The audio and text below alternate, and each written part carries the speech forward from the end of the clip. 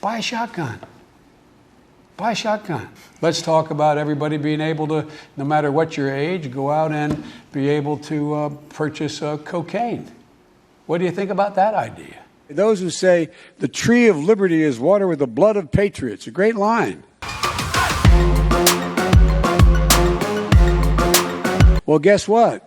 The fact is, if you're going to take on the government, you need an F-15 with Hellfire missiles. There's no way an AK-47 is going to take care of you. We never said you could own any weapon at all from the beginning. You can't own a machine gun. You can't own a bazooka. You can't own an M1 tank, no matter how much money you have.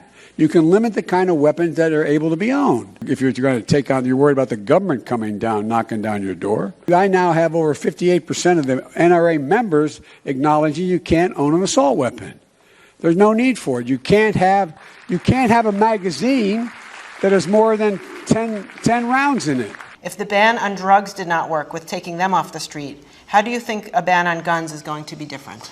Well, Samantha, there is no ban on guns. No one's banning the gun. No one's taking my shotguns. Are you suggesting we just legalize all drugs? Is that what you're suggesting? Let's talk about everybody being able to, no matter what your age, go out and be able to purchase cocaine. What do you think about that idea? Do you believe that banning certain weapons and high-capacity magazines will mean that law-abiding citizens will then become more of a target to criminals, as we will have no way to sufficiently protect ourselves?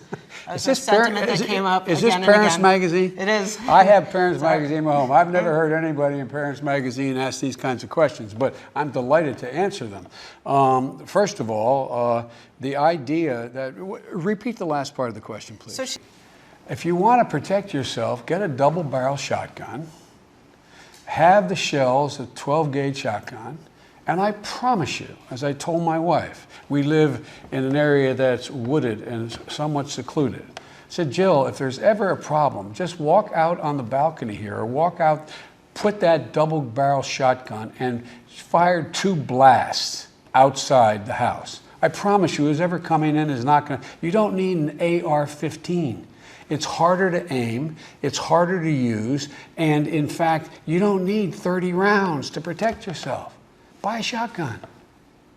Buy a shotgun. There is no rationale to own a military-style weapon, an AR-15, that if you're a hunter and you need an AR-15, you shouldn't be out there hunting.